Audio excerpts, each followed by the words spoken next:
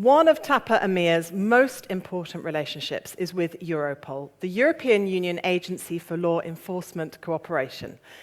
At our virtual conference in November, we were delighted to be joined by Michael Will, Senior Specialist, and today it's our pleasure to welcome another cargo crime specialist from the agency, Eleftheria Samara. Now, Eleftheria is a Greek police officer of the Hellenic Police Intelligence Directorate with 20 years of experience in law enforcement agency work, providing analytical support to police units in their fight against serious and organized crime.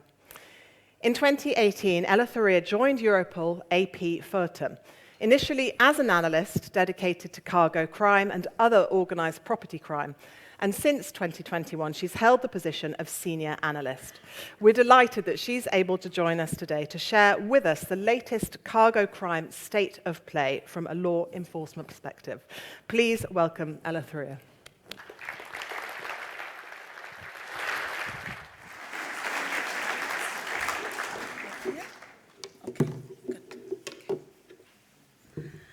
Hello, everyone. Happy to be with you. My name is Eleftheria Samara. I come from Europol. I'm the Senior Analyst of Analysis Project FORTEM, which is the dedicated project for organized property crime. Europol has many projects. This is dedicated for property crime. And I would like to share with you some information regarding who we are. I thank TAPA for the invitation that gives us this opportunity today to explain who we are and what is our mission as a law enforcement agency, and what is the analysis of Europol and the results of the analysis of Europol on cargo crime. So, first of all, who we are, what is our mandate? Europol is a law enforcement agency that was established to support member states in the fight against organized crime, serious and organized crime, that affects at least 2 or more member states of the EU, terrorism and specific forms of crime which are affecting the common interest of the EU and are mentioned in Annex 1 of our regulation. So Europol has an extensive network of partners. Some agreements we have with our member states, operational agreements. We also have strategic agreements, cooperation with private parties, third countries, and other EU organizations. What is our mission? Our mission, as I said before, is to support member states in their fight against organized crime. And our work revolves around information, innovation, cooperation, and partnership. Regarding information, Europol is the central information hub on criminal activities. Europol is the support center for law enforcement operations, and this is how we enhance cooperation between the member states in their fight against crime. We are the Center for Law Enforcement Expertise, promoting research and innovation in best practices on how to fight organized crime. And we support EU decision makers through EU policy cycle, through the EMPACT, the European multidisciplinary platform against criminal threats that I will explain later on. Europol cannot arrest people.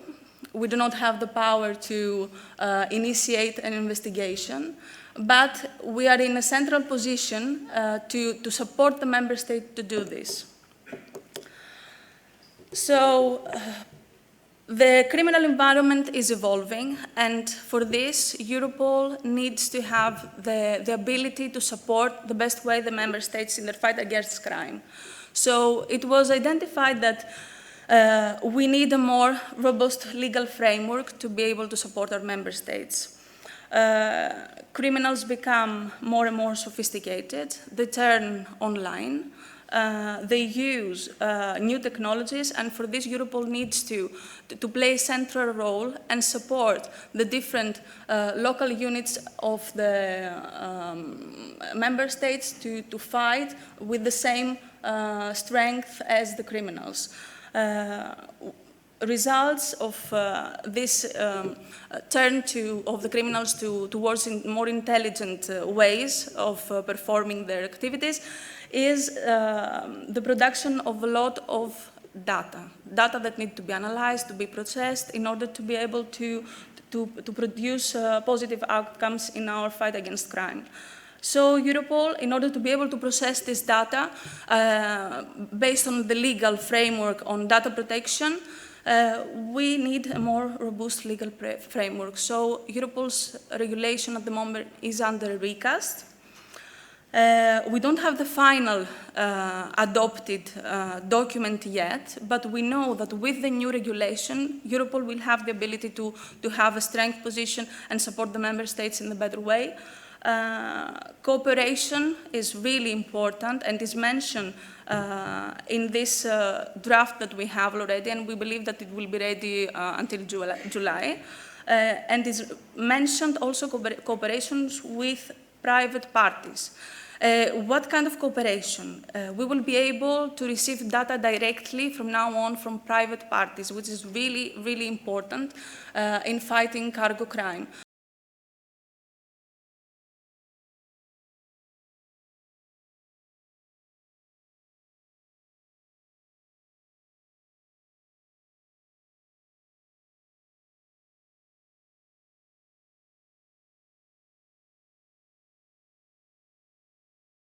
Cooperations will also be enhanced with third countries, cooperation with the European Public Prosecutor's Office, and Europol will have the possibility to propose to member states to start a criminal investigation whenever we see that there is a need to do that, whenever we identify a threat.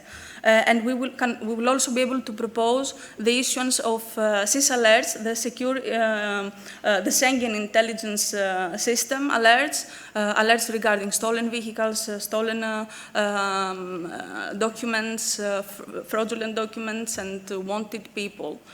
So, this is the developments regarding regulation. To explain a little bit how Europol supports now decision makers across the EU. Europol takes part in the EU policy cycle. Every 4 years, Europol gathers all the intelligence that has been sent to it, and together with academia, they form these 3 threat assessments. It's the SOCTA, the Serious and Organized Crime Threat Assessment, the IOCTA, the Internet threats, the TESAT, the Terrorism Threat Assessment, and based on this assessment, makes the proposals to EU decision makers to adopt what will be the strategy in fighting crime for the next 4 years. So, one of these proposals that have been made by Europol has been adopted is the threat that has to do with organized crime and burglaries, and cargo crime is one of it, so this is also among the priorities for the next 4 years. Some key findings of our SOCTA, of our Serious and Organized Threat Assessment, that has also, it's about all the criminal networks and how they work, but it also applies in criminal networks that are active in cargo crime.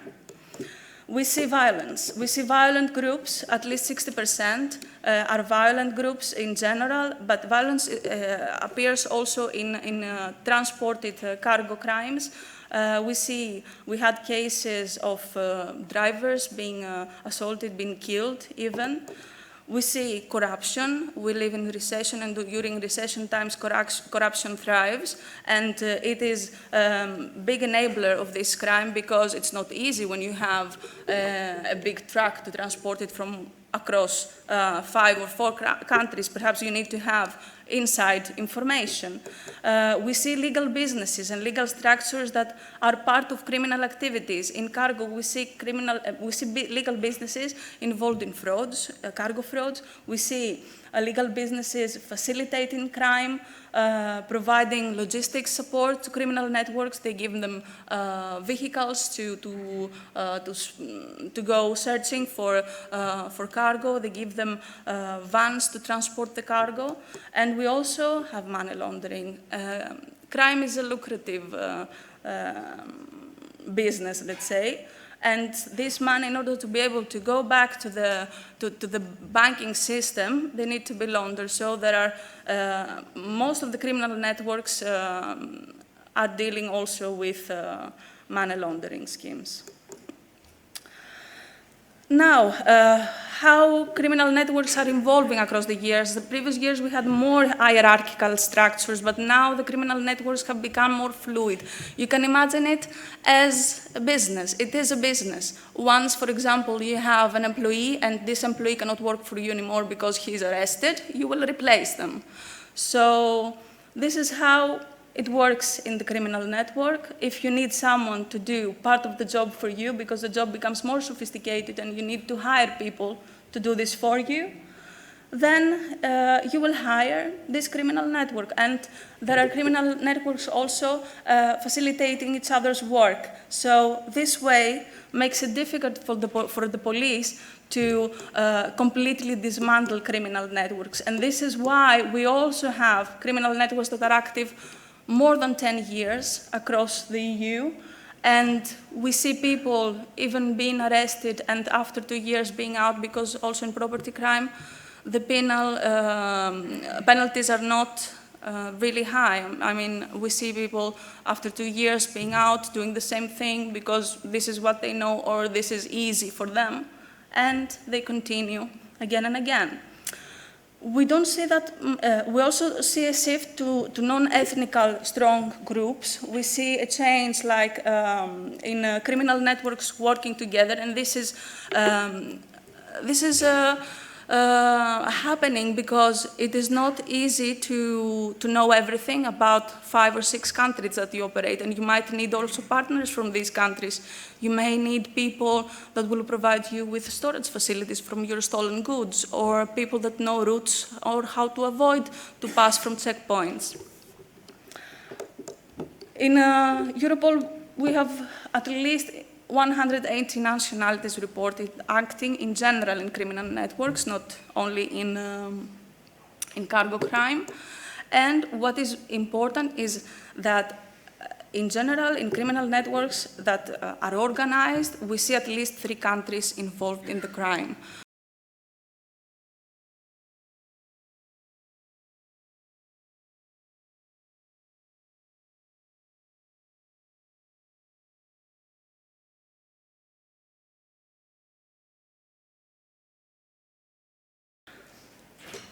So, key threats that have been proposed for the next years involve a lot of drugs, cyber attacks, online frauds and schemes are really going up, especially after COVID. We see trade in tobacco, we see trafficking in human beings, migrant smuggling, online sexual exploitation of children, high-risk criminal networks that have hands in many different activities, criminal activities, and not only to one. And we see organized burglaries and thefts, and this is where cargo comes. And this is where we make visible cargo to Brussels. How we work in AP Furtum and who we are. Our analysis project is part of EMPACT, the Euro multidisciplinary platform against criminal threats. So we are part of EMPACT support team. We have been established to support member states in the fight against organized criminal networks. We have a list of different organized property crimes that we focus on. This is not an exhaustive list. This is what we see recently as the ones that go up. We see ATM attacks a lot, and ATM attacks together with cargo thefts. We have seen that these are type of crimes that can produce a lot of money quickly for the criminal organizations, and for these reasons, they are used a lot as a gate to enter other types of crimes, like to finalize entering in drugs market, for example. We have domestic and commercial burglaries. Of course, we need to exclude the period where we had the COVID restrictions, where many people worked from home, and there we had a small decline, but things are coming up again and quickly. We had crime against the elderly. Here the perpetrators are really taking into advantage every possibility they find to manipulate old people and make them give them their money. Pickpocketing, that may sound as a petty theft, but when it's organized and performed in different countries by groups that have this only as a target, can be also really lucrative for them. We have cultural goods. These are goods that either are looted from archaeological places and then sold in markets, black markets, or are some way introduced in the legal markets after years. Or we also have thefts from museums, thefts from private collections or galleries. High-value jewelry robberies, organized theft, such as cargo. We participate, for example, in 2018, there was the NICE-F project, a project funded by the EU, targeting cargo thefts, and we were among the participants. TAPA was, I think, also among the participants. We had really good operations in the countries that participated in this project with tangible results in the areas that were affected. We see motor vehicle crime, and this is also something that goes up. Motor vehicle crime that has to do with thefts of vehicle, but also thefts of vehicle parts. And how many we are? We are 4 people, 4 analysts, and 6 specialists. It says 5. I forgot to put my line manager there, Mr. Will, Michael Will. So we're part, as I said, of Impact Support Team, and we have a really nice toolbox to support our member states. We facilitate the data exchange through our Secure Information Exchange Network application.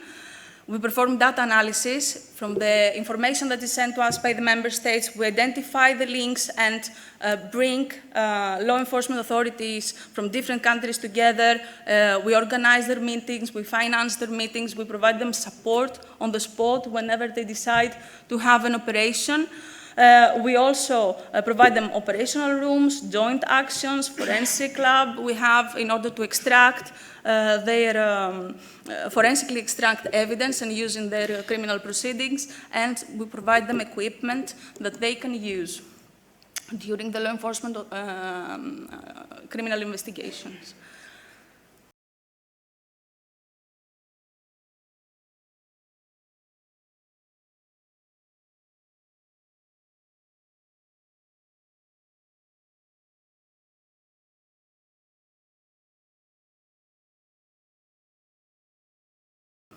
Underreported at the beginning from private sector to law enforcement authorities, and then from law enforcement authorities to Europol.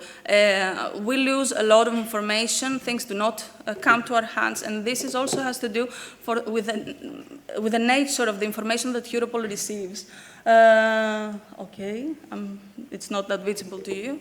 How Europol receives information.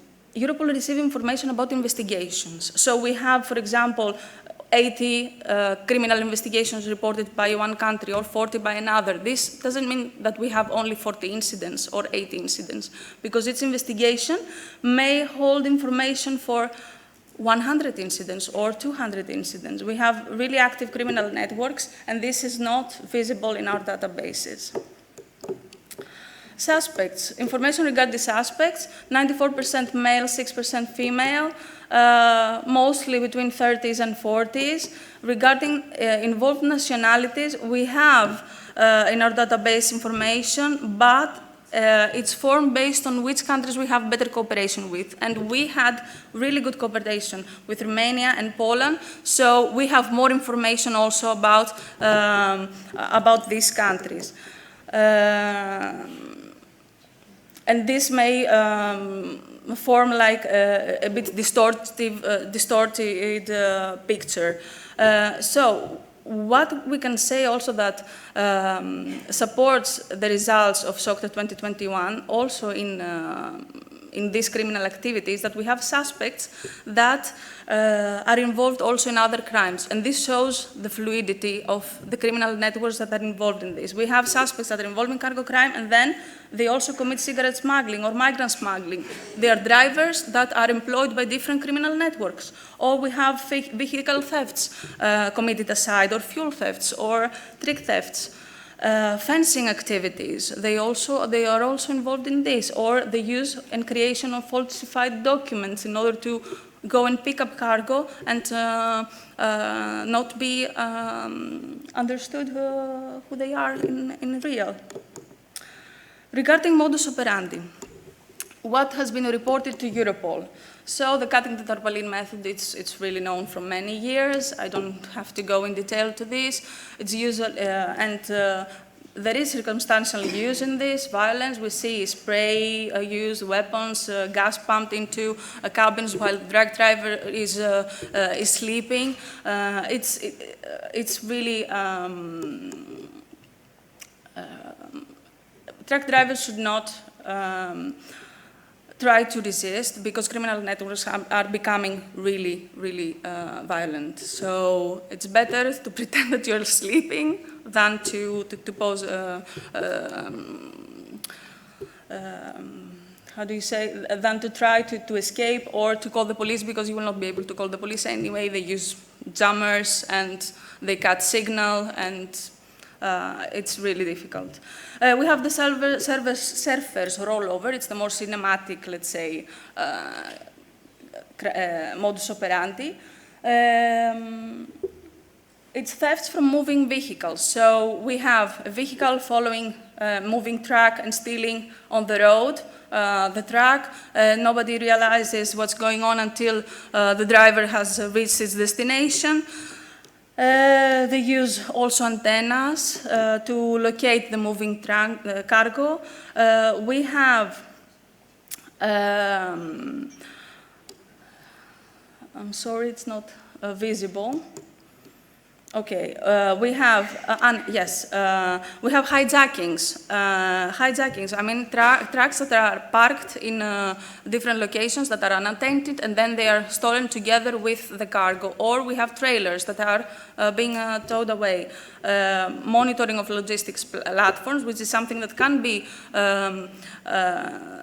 it's a modus operandi that can be used in combination with the cutting the tarpaulin methods or surfers rollover. We have criminal networks that go to a crime, to a logistics platforms and monitor what is being loaded, and if it's really interested and loot that they want to steal, they may put a GPS beacon and track this truck when it's moving or when it's going to park somewhere to rest. We have two modus operandi that had been reported during the previous years in Europol: impersonation of the police and fake accident method. These are two methods that are used to stop a moving vehicle and force the driver to get out of the car and then steal the whole load. We have thefts from warehouses, which distorts a little bit the picture of the numbers that we have, because they're usually registered as commercial burglaries and not as cargo thefts. So this is also something that makes cargo appear as small in numbers in our databases, and inside jobs that start to come a bit up. What we have seen recently coming up is cargo frauds. And this is something that COVID has helped, because we have seen a lot of criminal networks moving online to perform their crimes. You can see three ways that this misappropriation or frauds can be conducted. First of all, we have subcontracted companies. It's not, actually it's usual to have a transport company subcontracting other companies to do their transport for them. Somewhere in the middle, you may have a transporter that needs to have driver urgently, and there is not a good screening, and this driver may be part of a criminal organization, and may during the road may falsely report this cargo as stolen. Or we also had hacking at subcontracted companies to steal the information from a transport order. And they managed then to change the time of pickup, and they present themselves with false license plates and false IDs to pick up the cargo. Another way is the misused companies. We have a legitimate company, and the criminal organizations, they know that. They take their name, they create false, fake, actually, emails resembling a little bit to the real ones, and they may also create web pages resembling the real ones, and this way defraud and pick up cargo instead of others. And we also have a third way, which is the vanished companies. We see either legitimate transport companies in the verge of bankruptcy that are bought off by OCGs, and they are used entirely, and they use the legitimate name of all these years to pick up 1, 2, 3, 5 cargoes and then vanish. Or we have transport companies that were created initially from the OCGs. They have been acting for some time legitimately, and then suddenly they steal 1, 5, 6 cargoes, and then they vanish. We have seen that during the years, the percentage between thefts and frauds have changed a little bit, especially during 2021, it's gone up. We believe that movement restrictions have led the perpetrators online, but we believe that this has come to stay because when you steal a whole load and you steal targeted things, it's more how do you say, it's more, it's productive. You steal a bigger amount of products, higher value products, things that you can have control on. Hotspots, still highways are the hotspots. We lack a lot of safe parkings, but also storage facilities are targeted, logistics platforms, major cargo hubs like ports and airports and railways, but also online freight exchange platforms are becoming more and more a virtual hotspot for mostly cargo frauds. This is where most of the frauds take place. Okay, regarding highways, which is the most prominent way reported to Europol, the most prominent hotspot, let's say, of these criminal activities. Last year, I don't know if you remember, there was a killing of a Romanian truck driver in France, and there was a petition to the EU Parliament signed by 23,000 people urging for more secure parking areas. And Europol at that time supported members of the EU Parliament that started this initiative, and we provided thematic analysis to them, explained what is cargo crime, how it's committed, why it is dangerous, why we need more safe parking areas, and there was a resolution. Finally, on November. Important points of this resolution, we have 100,000 parking slots deficiency and acknowledgement of the cargo crime that is an international and organized crime. We need to enhance cooperation between Europol law enforcement and private sector. We need to establish a Commission's experts group on road infrastructure safety, and we need to allocate funds towards this. So this is something visible now to Brussels. So changes, we believe, are coming. Top targeting products, electronics, fuel, clothwear, domestic appliances, foods and beverages. Fuel is not specifically targeted as a cargo crime, but as a side crime of cargo. We may see stolen goods from trucks, and we may see also from the same trucks to break the tank and pump out the fuel. And we see this especially from the beginning of the year, this year. We also see vehicle parts thefts. So how things can go on from now on. We need a proactive approach and a multi-sectoral approach. Invest in security in multi-ways, security in facilities, trucks, and online.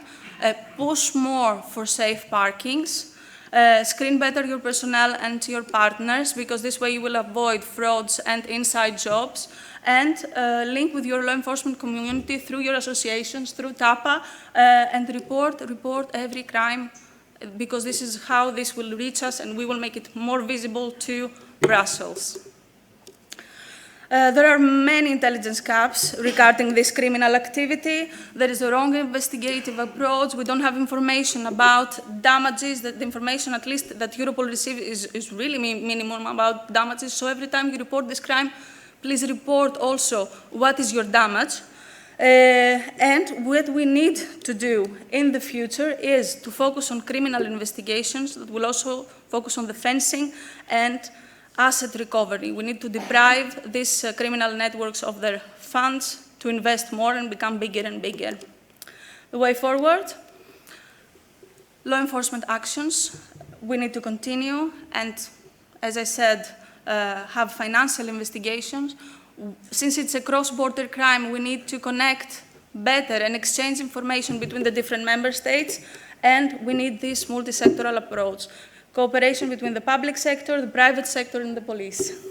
And this is from my side. Thank you very much for listening.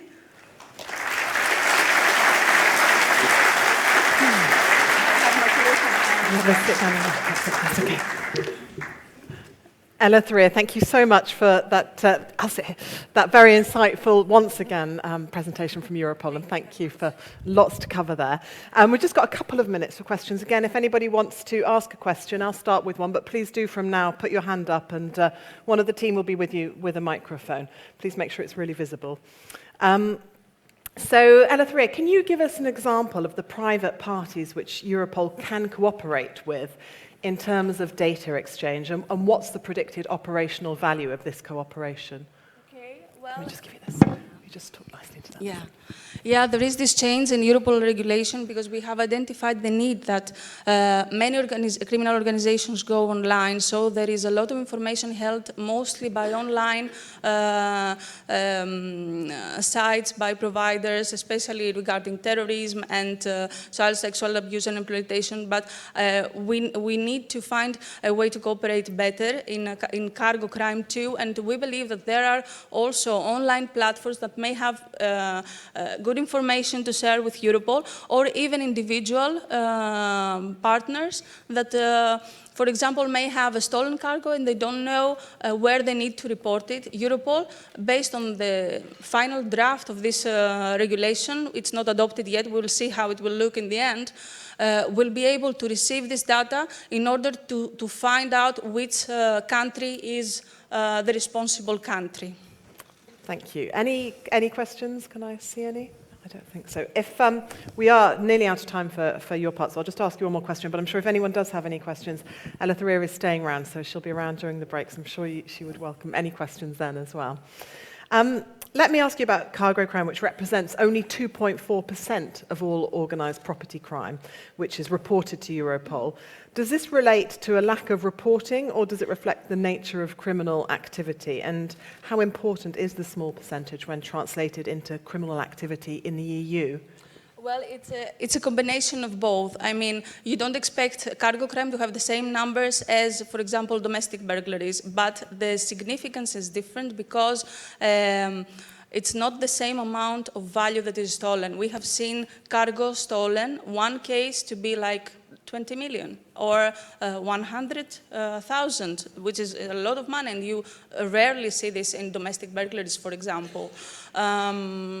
But it's true that this crime is really underreported, and it's underreported, as I said, in both stages. Underreported from the beginning, from the private sector to law enforcement authorities, and then from the different member states to Europol. And this happens also because sometimes it is mistaken as a petty crime, as an individual theft, and is not combined as a organized crime. The different units that work locally cannot see these links, and they need to report this to Europol, so Europol can, from above, see the links and bring the investigators together. Eleutheria, thank you so much once again for joining us, and it's much. great to have a representative from Europol again. Thank you.